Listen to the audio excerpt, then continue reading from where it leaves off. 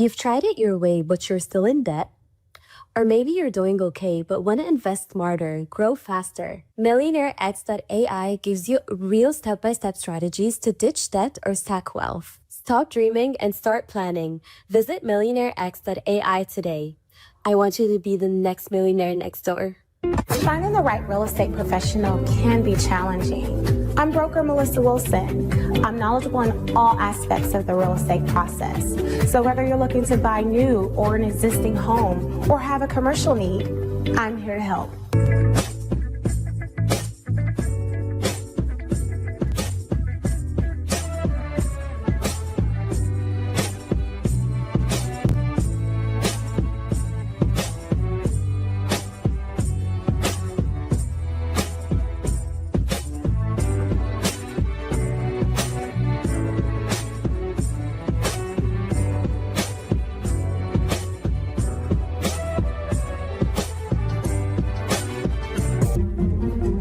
Make sure you pick up my 2 books that's in Amazon right now. The first one is Passive-Aggressive Racism and the System of White Supremacy. And I talk about in that particular book how the system of white supremacy really runs on our daily lives here in America. In our latest book, 7 Steps to Decolonize the Mind, we go through those steps to try to deprogram you from the system of white supremacy. Make sure you can pick up those books on Amazon.com.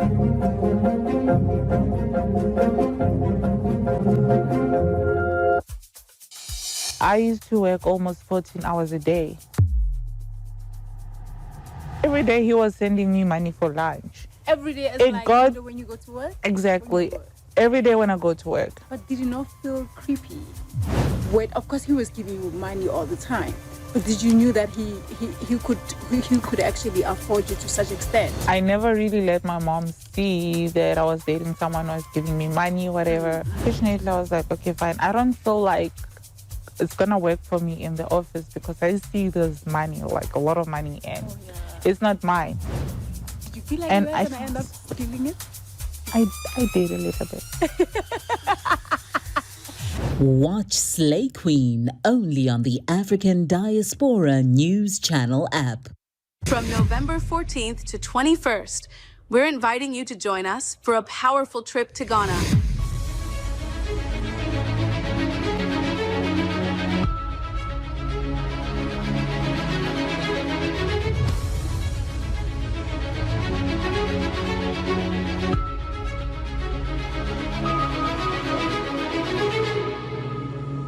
A key location in the history of the transatlantic slave trade and the story of our foundational Black American ancestors.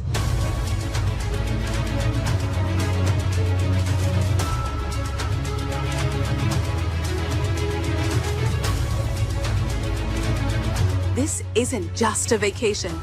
This is a chance to walk through the same places where many of our people were captured, held, and shipped off into slavery.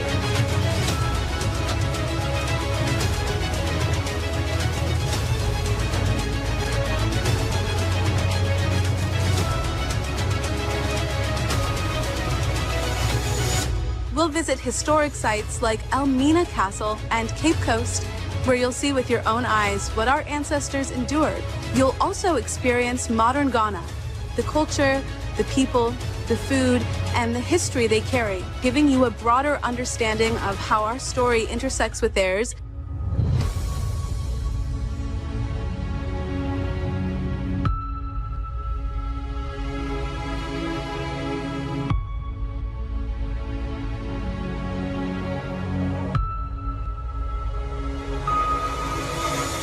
If you've ever wanted to deepen your understanding of our history, this is your opportunity. There are 25 spots available, and once those spots are gone, that's it. So don't wait. Secure your spot today by paying a deposit and be part of this unforgettable journey. We're making history by walking through it. Will you be with us?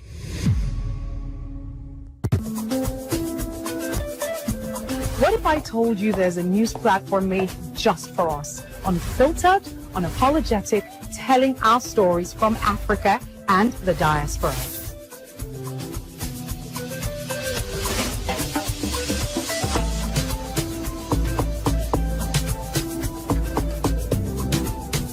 African Diaspora News Channel app keeps you informed and empowered from wherever you are at any time.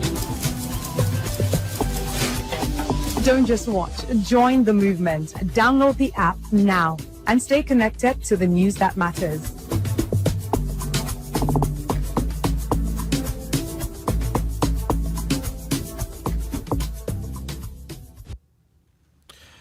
All right, ladies and gentlemen, boys and girls, thank you for joining us on the stream. It is Monday, June 16th. Yesterday was Father's Day. And, I had a pretty good, time with the family yesterday. I actually checked out that new Karate Kid movie. It was pretty good. If y'all got time to, not doing much, you can check that out. That was pretty good. Make sure, I know that a lot of people come view the stream, and I know you may see it on the replay, or you may be here now and you're not subscribed. Go ahead, click that subscribe button. That way when we're going live, but always come check here at 7 p.m. Central Standard Time for our evening stream, okay, with myself, Phillip Scott, right? Also, the Ghana trip. We got 13 spots left on the Ghana trip. Make sure to secure your spot. Come on to Ghana with us in November. Gonna be a good time. Food, got nightlife going, learn some history. Do a little of everything, right? So come on with us to Ghana. Don't wait to the last minute, because we got 13 spots left, and that can go very fast. $199 down deposit, and you just pay your payments. So secure that ASAP if you want to go. You'll definitely be back before any of the Thanksgiving holidays, so that won't run into anything. If you want to be home for that. Not everybody celebrate that, but the people that do, just want to say that to you. So just secure it today. Also, definitely take advantage of the emancipation sale that we have on the app. The last sale of the year, ladies and gentlemen, of 2025. If you go and get an annual subscription, you will get 19% off. 19% off of the annual subscription at June 30th is the last day. And after that, we are no more sales for 2025. Lock in ASAP, ladies and gentlemen, because this time we'll be looking at July 1 very fast. I'm telling you, this time passed so quick. And I want to thank everybody that has joined over the weekend. And even people who have joined today, greatly appreciate you. And let me tell you something, when you join the app, that's supporting us directly, okay? It comes directly to us, it's ours. And, ownership is a beautiful thing. These platforms like YouTube, they're great, vehicles, but we don't own it, okay? We don't own this platform. So the app is ours. We can do what we want. Friday we have our live streams, and we're working on our shows that we're working on over there. Of course, as we, get more funding, we create more shows, original programming that we'll have over there. So definitely, ladies and gentlemen, appreciate that kind of support. Now.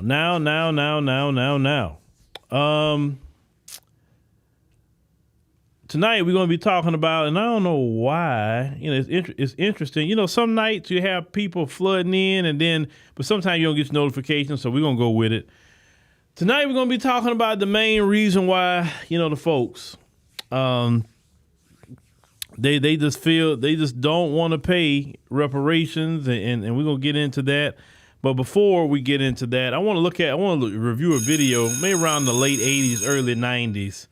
I say, whoa, this is kind of funny, but has anything changed since that time period? Let me go up and cue this one video up real quick. Let me see here. Y'all check this out. This little young sister had to say. Your white skin is so beautiful. Why do you go to the beach and burn yourself to a crisp trying to get brown if it's so wonderful to be white? And if you love your thin lips, why are you going to the doctor getting collagen injected and telling me my lips are too big? Don't, that's my thing. That trips me out. Whenever, white girls come to me, oh, your butt is so big. And it's like, well, why do you go get on that stair stepper at Holiday Health Spa trying to get your butt as big as mine? And being white is so wonderful. I don't understand why all these white teenagers don't stay white. Now, when I first heard her talk, I'm like, whoa, it says she should kind of roast a little bit like Jasmine Crockett. That's kind of how she speaks. I say, that's not Jasmine Crockett, right? But no, that's not Jasmine Crockett. She's not that old, right? But yeah, so the same issues that we were discussing in the 80s and 90s is still discussed. But actually, I think those issues are worse today than what it was when this little young sister at the time, though she's a grown woman now, was saying these things, right? Today, I don't really hear them saying any of that. Today, they going just directly to the spa, getting their lip injections. They go and get BBLs. They like she said, cooking yourself in the sun. I promise you, I bet that young sister today, well, I know she's an adult now, I bet you she would have never thought that they will be out here trying to get BBLs or anything else. I mean, that's like the ultimate, you trying to, because who else you mimicking? Because your men is not asking you to do that. I haven't heard no movement of white men telling their women to go get a BBL. I haven't heard a bunch of white men say go inject your lips with chemicals, to lip fillers. I mean, it's chemicals you're putting in your body. I'm sorry, it's chemicals. It's not natural what you're doing. Right? I haven't heard a bunch of white men asking their women for that. I haven't heard white men asking their women to go put braids in their hair. I haven't heard, white men saying, hey, could you mimic the dress of black women? I haven't heard that. Not at all. So who you doing it for? Right? And I know just when I saw that, I'm like, I guess being a black woman, it really has to mess with your head at times because you've been so ridiculed for every part of your body. You've been so ridiculed by how you dress. Everything about you has been picked apart. And then while you being picked apart, the same people that picked you apart is the same people that want to literally have everything you have, copy everything, copy what you say. I mean, it is crazy. They come up with something new and then everybody repeating it. But at the same time, you don't like black people or black women in particular, because black women, they deal with it at times from other groups of women. They do, and then when black women come up and say, they clocking T, they clocking it and all that stuff. And then that stuff they come up with, then, it'd be like 2 seconds later, all these other women, especially Becky and them, could copy and I can imagine they like, man, can we have something to ourselves? Can we keep something to ourselves? And I would tell you, sisters and brothers, no. As long as we are here in America around them, we can never keep nothing to ourselves. Especially if you put it on the internet, no, it's not going to happen. So I would say just be used of it. I mean, everybody follows us like that little brother or sister that you say, go back home, what you following me for? And they won't stop following you. That's them. All right. Now, they want to copy you. They want but they don't want you to have justice. They don't want you to have reparations. They don't want to be equal in society. Because y'all have to understand something. I think I'll get into this because South Africa, let me talk about South Africa for a minute. The white folks in South Africa is what scares them. And I think I want to talk about that a little later. Now, let's cue up. You say the whole world mimics FBA women. Yeah, they do. Oh, yeah, they do. Yes, they do. I've seen it with my own two eyes. I've seen it in the African continent. We've seen it in the Caribbean, but that's totally different for me. But when it comes to other groups, right, outside of the African continent or the Caribbean, yes, they do.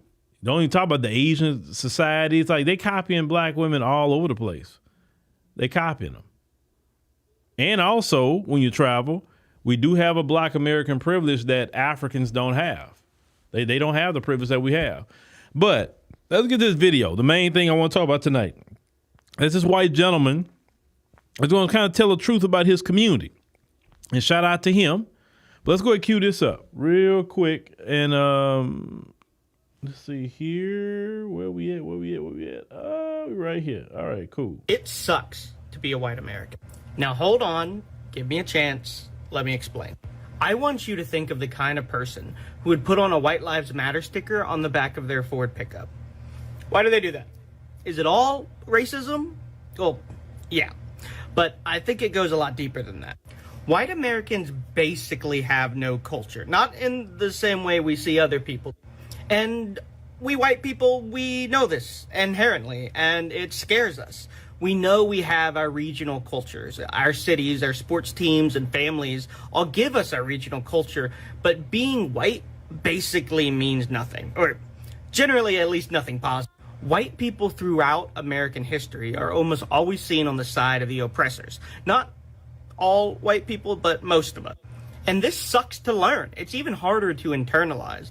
And it's why white people usually don't accept this, because it makes us feel a deep sense of guilt. I think it's why white... Now, I want y'all to hear that he said about a deep sense of guilt. And the reason why I'm kind of interjecting, I'm doing this for a reason. But notice the guilt part. People say nonsense like, I can't be racist. I have black friends. Sure, you probably don't see black people as objects, but you're refusing to accept the role our people have had in their oppression. That guilt we feel is our responsibility for the actions of our ancestors. It's why white people refuse to say that black people deserve reparation, because it admits our guilt. But black people deserve reparations. It just makes sense logically. You can sue someone for scratching your car, but black people can't sue the American government for the enslavement of their people. All right, so we definitely want to play that now. Let you know, like we do it. Let's go ahead and start this over, and let's take our time with it a little bit, at least with the allotted time that we have, right? So let's start this one more again. It sucks to be a white American. Now hold on, give me a chance, let me explain. I want you to think of the kind of person who would put on a White Lives Matter sticker on the back of their Ford pickup. Why do they do that? Is it all racism? Well, yeah, but I think it goes a lot deeper than that. White Americans basically have no culture. All right. So he said one good point. He says that white Americans have no culture. Now, how many times have we been told that, which is a total lie, and we know this, but he admits they have no culture. You know, the first time I've heard that, years ago, Dr. Nancy Yoon, she was a Chinese I think psychologist I interviewed years ago. And she was the first person that told me, like really broke them down and said they have no culture. She said this is why they got to go to everybody's country. This is why they got to take from everybody's culture. She said, think about it. What kind of culture do they really have that people can say, oh, this is their culture here in America. This is their particular culture. She said, remove the negativity things that's related to their culture for sure. We can definitely lay negativity as a cultural practice, she was telling me. But she said, think about it. What do they have? What is their cultural dances? What is their cultural food that's been practiced for hundreds and hundreds of years? Like, what do they really have? And she said, that's why, for instance, they follow black people so much. They follow us because they got to sit here, and because we are the kings and queens of culture. We are the culture of America. Listen, that's why they try to say, well, black culture is American culture. They'll say that when they're trying to steal it. No, it's our culture. It is, but they want to take our culture. That's why it don't matter where we at, what we do. Here they come following, because it's no different like sinners. They got to try to get in where we at, but we got to invite them in. And we have been inviting them in for too long. We have, and that's on us. And we got to accept that. We've been inviting them in. They just don't come in. They invite them. They try to get in. So doing Jim Crow, no matter what time period it was, they always trying to be around us. And what everybody don't like about delineation is that we're gatekeeping that, and you're not really having access. You have access to us online, but it's a total difference having access to us personally. You understand? When you saying the cookout invitations have been rescinded, when you say, nah, we're not inviting everybody to come around us just because you can cut a jig on the dance floor. We're not impressed just because you wearing some Jordans or you got some box braids. You understand what I'm saying? Or you speak with a black accent. We're not impressed with that. And that will usually get them in the door. Now that's not even working. We're not impressed with that, because now we're saying, look, we need to kind of make access to us exclusive, because think about it. When something has exclusivity, it's valuable. When everybody got access to it, it's no value. That's why a diamond, like a high carat diamond, everybody don't have access to it because of the price point. So it makes it more valuable. But people got access all day to cubic zirconia because it don't cost much and anybody can get access to it. So it's not worth anything. So what we have been doing with our culture and just having access to us, going out there fighting for other groups, that's part of our culture, the revolutionary fight. We've been just doing that for no reason at all, not even benefit, not having a reciprocal relationships with other groups. Why are we doing this? And then now we pull back and say, nah, we good. We sitting down, we resting. Now people seeing the value. Think about it. Now people seeing the value in FBAs now because we're not going out there just freely giving of ourselves like you're just supposed to go out there and do it. Trust me, white folks are saying, hey, where black people at protesting? Where they at? The Hispanics are saying the same thing. Where's black people at? Because they're realizing how valuable we really were, but they had too much access to us at the time period. So this is why it's easy to disrespect something that has no value to you. Very easy, because it's too easily accessible. And I want black people to get even more exclusive. I want black people to gatekeep more and keep and back away from people a lot more than what we're doing now. Because that's how you're going to get your respect. That's how you're going to get it. And what they don't like is that they can't scare us into certain things. See, and I knew this change was coming because I said years ago, and those of you who've been here, I said once that civil rights generation go on to glory, and when you got the new black people that's coming up, I said, oh, it's going to be a different day. And the Democrats, I know they feared this day coming because the Democrat Party now is in shambles. Why? Because they cannot use the Civil Rights Act and say, oh, come vote for us. No. We are a different generation. We need our reparations. And we have seen the Democrat Party be the main party against reparations. They'll say, oh, it's the Republicans. No, it's you. Black folk gave you 60 plus years of votes, faithful voting. And what have you did with? Nothing. You gave all the resources and everything that we fought for to illegal immigrants. That's what you did over the years. You gave it to white women. You gave it to white LGBT. You gave it to white disabled. Everything that we fought for. And now black folks saying, no, if you pay me, that's what I need right now. You're going to pay me. You paid all these. Listen, when Biden was in office, when these other groups came over here, you put them in nice hotels in New York that FBAs could never stay in while the FBA is on the street homeless. But you put up another man from a third world country that came over here because he chose to. You gave him food. They were so ungrateful. They said, I don't like, throwing the food in the trash. And then what Eric Adams said in New York, oh, well, we're going to give them their cultural food.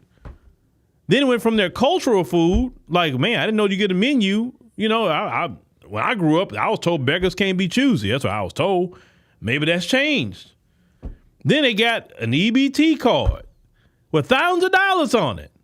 Black folks, please, you give black folks $500 of food stamps. And the white folks is all talking about they lazy, this and that. Then you find out later when you look at the numbers, more white folks get food stamps than any other group. But they ain't lazy though, right? So we gotta gatekeep a lot more. We gotta keep ourselves distant a lot more so people understand the value. So when we do step out, whenever we choose to step out, first of all, we step out for ourselves. That's number one. But if somebody will get access to us, it's going to be a reward for something they did right for our community. It's not going to be for, we just see this is not right, so we coming out there. No. Where's the men of your community? Make them step out. But let me see. Hold on. Sherelle says, imagine FBAs develop their own language to maintain that exclusivity. Well, at this stage in the game, the best we have is, and we change it constantly, is, Black American Vernacular English.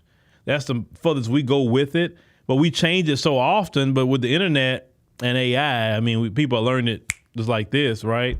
But it doesn't matter about that. People can learn whatever language they want to learn. The fact is, having access to you is more important than internet access to you. But let's go ahead and continue. In the same way we see other people. And we white people, we know this inherently, and it scares us. We know we have our regional cultures. Our cities, our sports teams, and families all give us our regional culture, but being white basically means nothing. Now, he said being white means nothing. That's a deep statement. He's saying being white means nothing. I mean, so, and let me lean into that real quick. And I know we're gonna get back to what he says a little bit later, but think about it. What does it really mean? I mean, like a statement. Lord, hold on a second, y'all. Give me a quick second. Let me get my child on here. One of my family members. Hold on. Y'all watch the interview real quick, and I'm going to, and I'll be right back with y'all. Just give me a quick second. Thank you. Yes. Can you tell us anything about your trip so far? I would say it's just been a beautiful experience. Just going to the villages. I think it was, I can't remember the name of the village. Even the parks, the views, I mean, everything about the trip was amazing. It was very amazing. Honestly, I'm just not ready to go back. I'm just not ready to go back. And he was just telling me, oh sorry, I cut you off.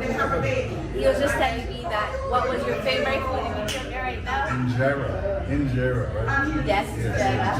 The steak, even the chicken, the goat, it's just amazing, and the spices are perfect. So you like spicy food? Oh nice, then you are at the right place. And you know what's funny about it? They were at the restaurant, they kept upping my spice level. I don't know the name of the first spice that she gave me. It was like a reddish colors. So we have either balbele or bifita. All right, I'm back. That was Juan Gale talking to one of the gentlemen that went on the Ethiopia trip. Now, for them to say, the man say it doesn't really mean anything. And like I said, that's a deep statement. Because for me, it means a lot to be black. It is ancestral pride of everything that happened with my ancestors. You got to think about it. Our story is a story of, not only horror, but a story of, triumph, a story of innovation, a story where a group of people that should have been extinct is still here. And you think about their story. They went all over the world, taking the lives of people, stealing people's land, stealing people's resources, causing calamity everywhere they go. They like to divide and conquer people and sit back and watch these people finish each other off. They provided weapons, so they can finish each other off. They oppressed people. They just did. I mean, think about it. What did they really, if you think about it, and what I kind of researched estimations, estimation is that they just about and took about 10 to 15 million lives as a collective of people. We talking about as a collective, okay? Globally, over the time that they have, had any kind of rule. With slavery, you look at the colonization, you look at, even though this is against, each other, you think about the Holocaust, all the different things that's been done. You look at King Leopold, all the millions he killed. It's a lot of people that lost their lives over the years. So when he said that it don't really mean anything, just what I get from it is that I don't really have nothing I could point to say I had something good or its greatness attached to us. Now, some of them would say, oh no, we created this and we had this innovation, that innovation. Yes, some technology was created by their community. I'm not going to take that away from them. But this is the thing. Have you ever heard of your bad outweighs the good that you ever done? You ever heard that? Like, you can do some great things, but what you done over here is so bad, or what you have continued to done has been so bad that it overshadowed any good that you may have done. And that's really the issue, right? Is that the bad is overshadowing the good, because we got to look at it as a cultural, because they do have a culture now, but as a cultural practice, a guy like him is ostracized in his community. He's ostracized. He's not respected in his community. He's not, given, say, you know what? This is a guy that we need to put in leadership of a political party. This is a guy that we need to put him as the branch manager of the bank so he can be fair, to all people, but definitely he can just be fair, right? Oh, no. They don't want him. They don't want him. They want the anti-black racist to be in charge of the bank. They want the anti-black racist to be the police chief, the judge, this is what they want. They don't want him. They'll ostracize him. People like him, back in the Gap, the Ku Klux Klan would have got at him for even saying some crap like that. There have been many white Americans who had lost their lives by the hand of the Klan because how dare they spoke up for what's right. What I've learned, any white person who have done the right thing in American history, all the way up to now, they ostracized and they could be even killed for doing the right thing. Now that's not, you have a culture and that's part of that culture. A white person that speak up for what's right is ostracized. They're kicked out of their community because they have to go along with the cultural practice of oppression and the wealth gap and privilege and all of that. That's why the ones who feel like him are ostracized, and the ones that really want to stay within the group, they have to stay quiet. They can't say it. They may say it to you. You ever seen them on the job, pull you to the side, and they be like, I don't really agree with this guy over here. He's, I can tell he's racist. I see how he talks, and I see this, and I see that. They want to sneak and talk to you, right? Instead of standing up at the time and say, hey, I see what you're doing. Stop. No. They'll wait till the whole incident's over, and then they'll come pull you to the side and like, yeah, I don't like that sort of thing. And I have a grandchild who's black, and I see things a little different now. But when it's time to say something to your fellow white people when they're being racist, you don't do that because you want to make sure you stay good within your community. Right? Let's continue. Let me see where my video at. Hold on. We right here. Generally, at least nothing positive. White people throughout American history are almost always seen on the side of the oppressors. Not all white people, but most of us. And this sucks to learn. It's even harder to internalize. So he's saying that in his community that when everybody say that you nothing but a colonizer, that hits them different. When you say, oh, you the oppressor, or you, all the different things that's been said, right? By not just black people, but every group of people. He's saying it to hear that constantly affects them. And I guess it would, because let's just think about it. Nobody really likes negative things said about them. That's just a human trait. Nobody like that. Now, when you take, especially if, let's say if you didn't do it, you really don't like it. Give an example.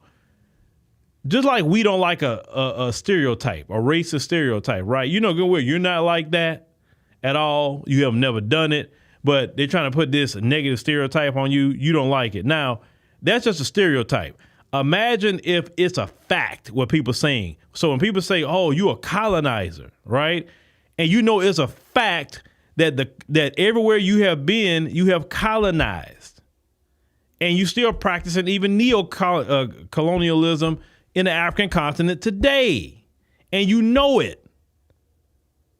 You helping to stabilize the Caribbean. All these people that's coming up here with Latin America, I've said that before because I know what I'm talking about, they're the reason why they keep coming up here, because they destabilize their nations, their homelands. They're not trying to help them stay in their homeland. They're not. They want them Latin American countries the way they are so they can keep going there and taking their resources. You talking about the drug. They are the main reason the drug is what it is. Trust me. Black folks know all about that with the crack era. Black folks, how all that cocaine got in the black community. We ain't had no planes for that. We didn't have no speed boats for that. We didn't have any of that. And you know, if you go watch even when you watch the what was that Kiki Camarena, that show that was on Netflix, you know, he was a DEA agent and how DEA was all involved with that. And people mention the CIA and all that stuff, Oliver North and all these things that, you know, because you got to think about it. After the Civil Rights Movement, that's what their attack was on us. We had a win. And they say, oh, no, we got to figure out a way to destroy this black community. Because the black community is too strong with the family. We got to break this family up. We got to get them hooked on drugs. We got to get drug dealers. And we're going to bring in mass incarceration right afterwards. Think about that. When people see them, they say, oh, you just mass incarcerate people. You a slave master. You are this, you are that. I'm pretty sure they don't like that. I'm pretty sure. Because it's true. That's why. And when it's a truth, you can't really shake it too much. But it's a solution, though. It is a solution. So let's go ahead and play this real quick. Let's continue. And it's why white people usually don't accept this, because it makes us feel a deep sense of guilt. I think it's why white people say nonsense like, I can't be racist, I have black friends. Sure, you probably don't see black people as objects, but you're refusing to accept the role our people have had in their oppression. That guilt we feel is our responsibility for the actions of our ancestors. It's why white people refuse to say that black people deserve reparation, because it admits our guilt. But black people deserve reparations. Okay. Now, when you think about the white supremacists, he's right. How many times do white supremacists say, I don't have white guilt? I don't have guilt. I don't have guilt. Who put the guilt on you? Why do you keep having the white supremacists think about it? I know you're here listening. Why do you keep saying you don't have white guilt? You listen, the Bible taught that after Jesus ascended into heaven, the Holy Spirit will come, and part of the Holy Spirit is to convict men of sin. One of the ministries of the Holy Spirit, right? That's in the earth today. And I don't care if you don't believe in the Bible. I don't care what you believe in. You can say you don't believe in the sun. I don't care.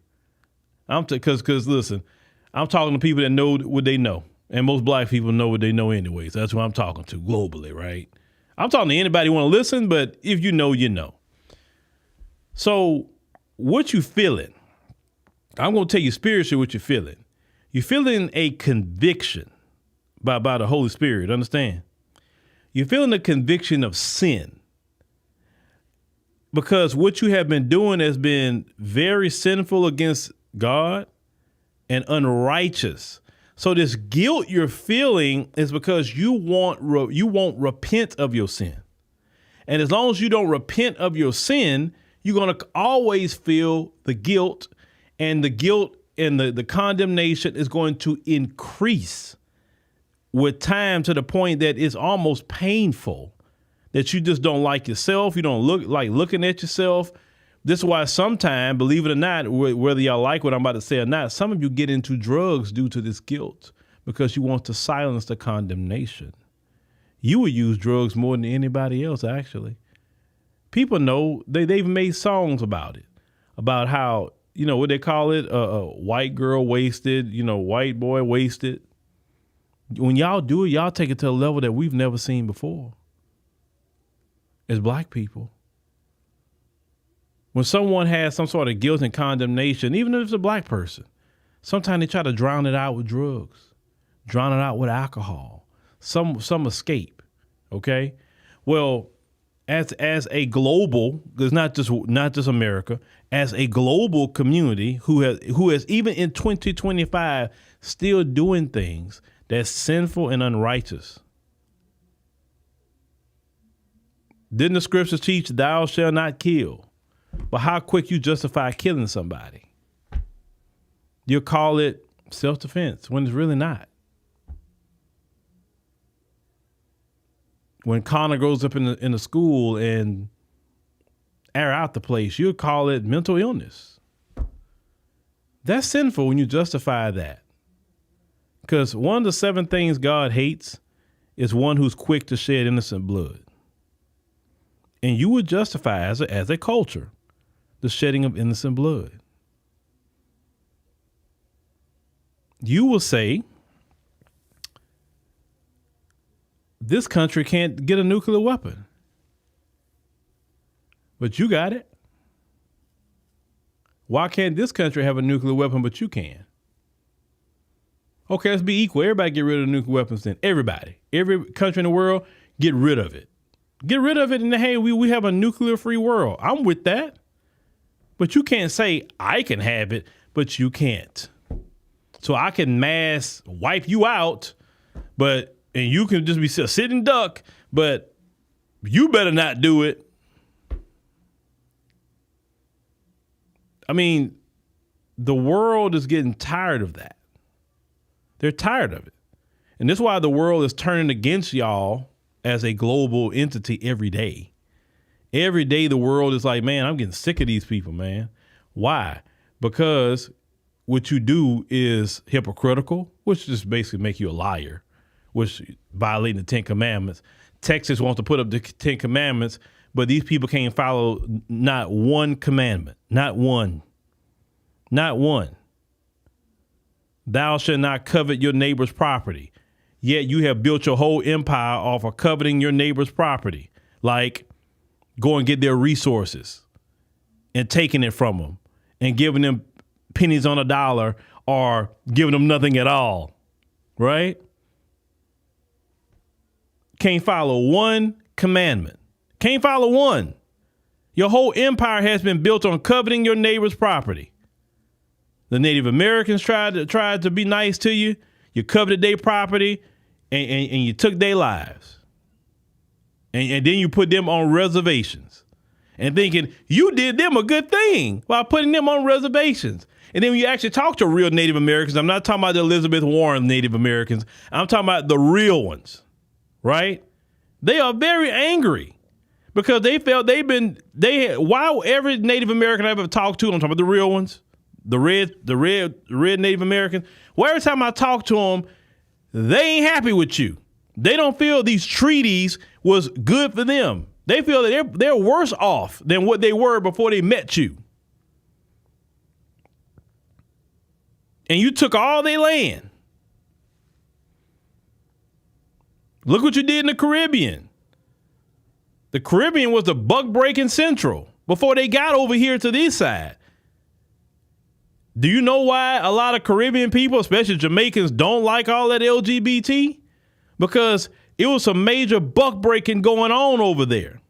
You better understand the history of why some people in the Caribbean are hardcore about that. It was a lot of buck-breaking.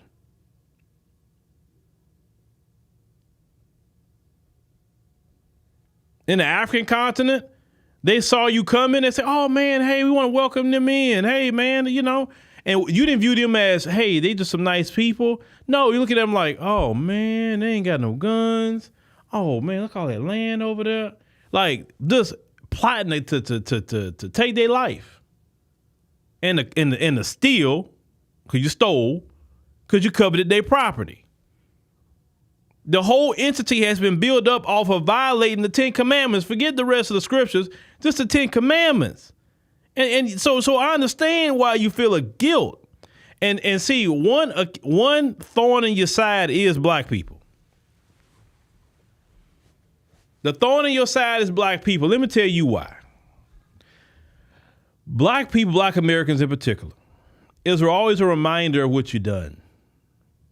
See, if you invite our Nigerian brothers and sisters over here, you don't really feel anything about that. But when you look at me, and my name's Phillip Scott, my name alone reminds you of what you've done. It reminds you of there was a white man by the last name Scott that had a plantation that my family was on. It reminds you every day. People like myself can remind you about every ill that you've done to my people. And when we call out for reparations, yeah, it bothers you. Because one, in your spirit, you could say no, but in your spirit, every time we say that to you, it tortures you. I'm not giving it.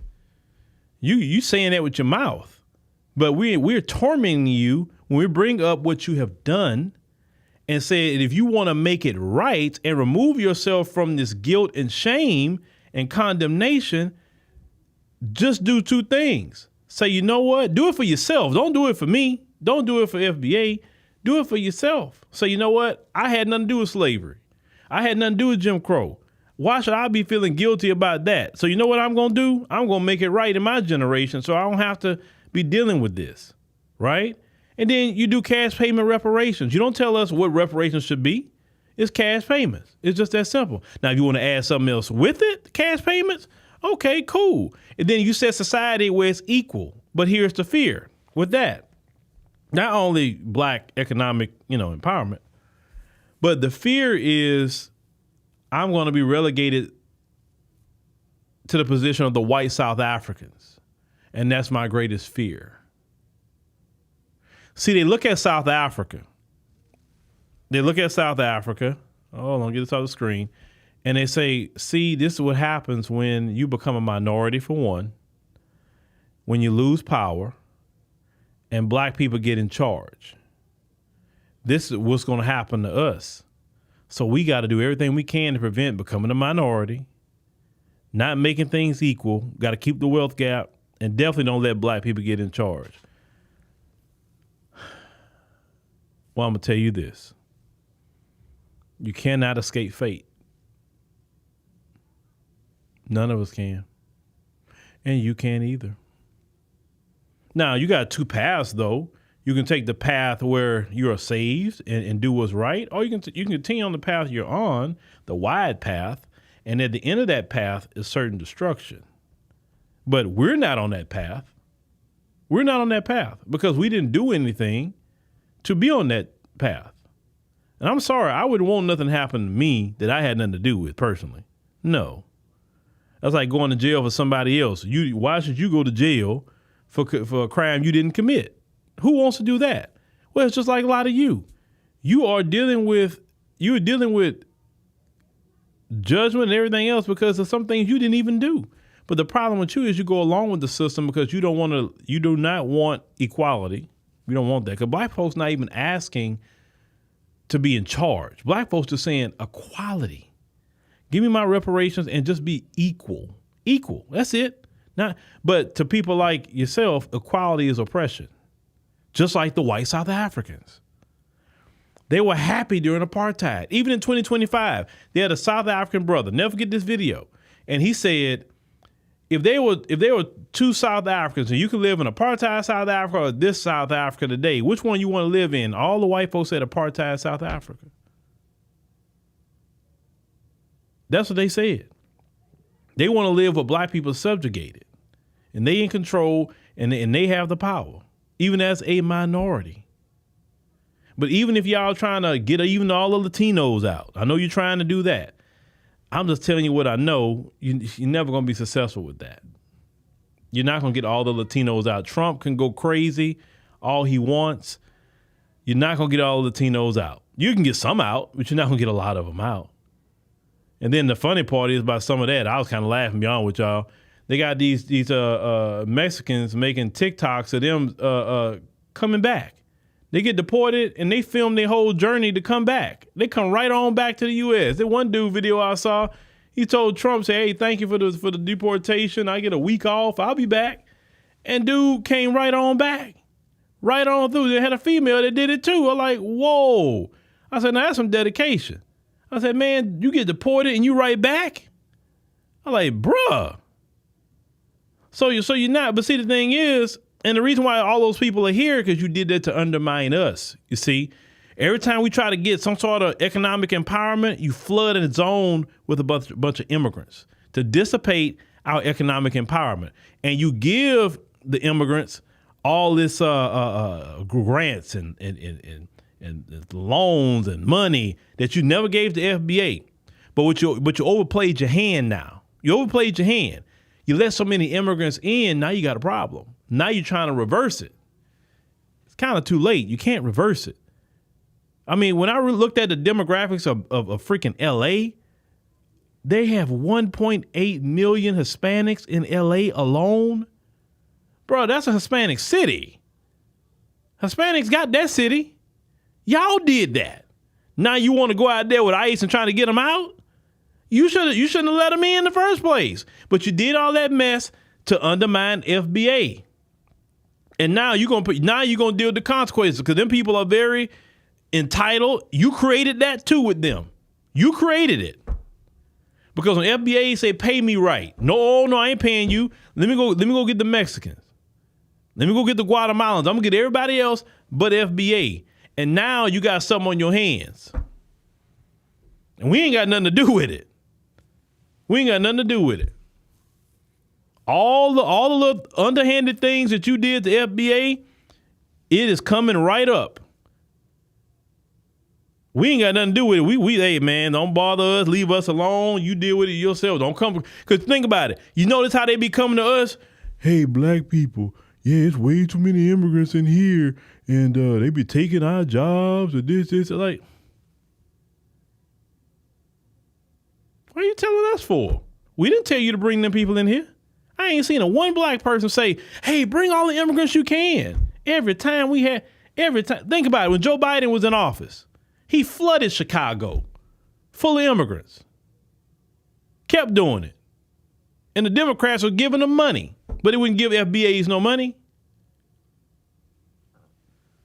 Then the FBAs in Chicago, shout out to them, they stood on business. They say, oh no, we're not about to come LA Part 2. They ain't happening. And shout out to them for that. But don't come telling us about immigrants. Yeah, you got issues with illegal immigration, with jobs, but our problem isn't, our issue with immigration is when it's affecting us. Outside of that, if it's affecting you, that's your problem. Just keeping it 100. We got our own issues to deal with. You brought them people in here to undermine us. Now it's too many of them, and your numbers are dwindling, and now you want them gone. See what happened? See, like my grandfather used to say, y'all. Like my grandfather used to say, when you dig a ditch for somebody else, you always fall in it. And that's been y'all problem for a very long time. You always digging a ditch for black people. And now it's coming full circle on you now. Oh, it's coming full circle. You really got a problem with immigration now. Yeah, Trump gonna be what he gonna do, right? I don't care if Trump deport 3,000 people a day like he want to. Trump cannot get them all. He can't.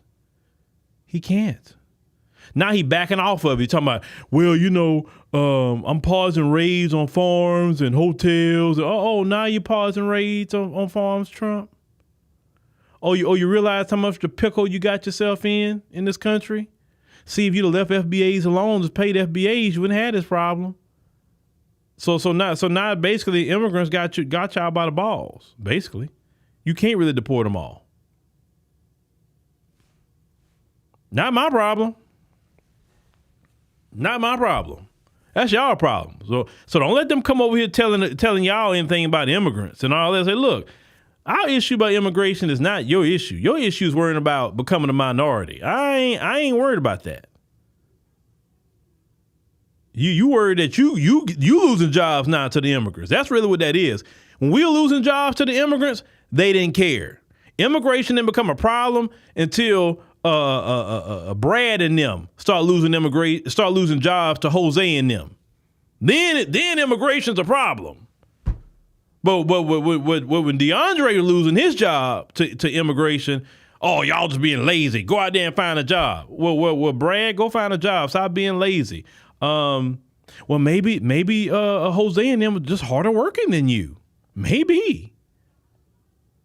They could just be harder working. You're just being lazy. Brad. Why are you mad at immigrants, Brad? They just work harder than you. That's why they got the jobs.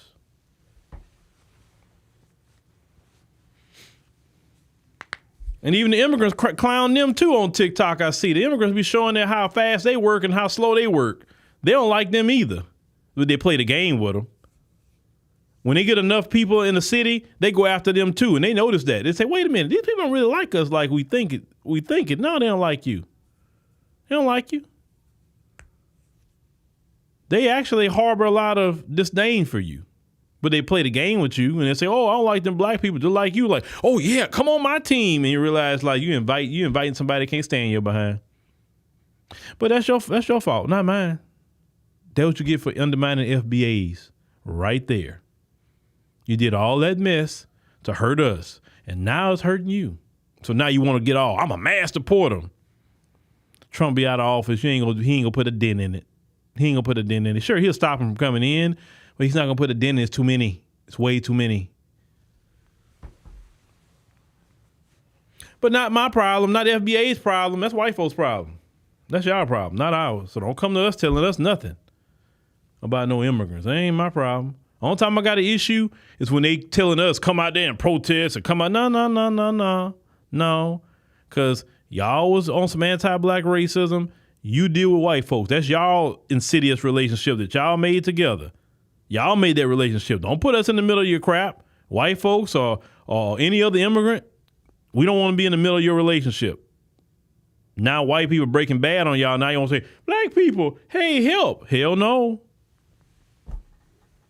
Hell no. Keep us out of that. You didn't put us in that relationship in the beginning. Keep us out of that now.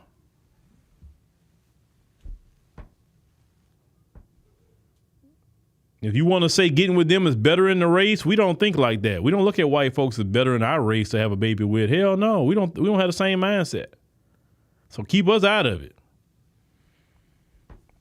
And that's right, Lee, everybody with FBA. But hey, we can just sit back because eventually, listen, I told y'all the conversations that immigrants are having now, they would have never had this conversation. And boy, it's just interesting. But make sure, like I said, check out my podcast tonight because, we got another one I'm going to be covering because they still won't stop talking about the FBA. And I'm going to keep covering it until they stop. But thank you, ladies and gentlemen, for joining us on the stream tonight. Greatly appreciate it. Make sure you click the subscribe button. Make sure you click the like button. Also, head on to AfroWire AI. LaSherica is going to be going in actually on that same topic. LaSherica going to be talking about the same topic I'm talking about right now. I'm talking about the immigrants saying crap and everything. So make sure to go over there. Make sure to subscribe to AfroWire AI when you're there. And that way you can check and click notification bell. That way you know all the content. So thank y'all for listening and catch y'all on the next one.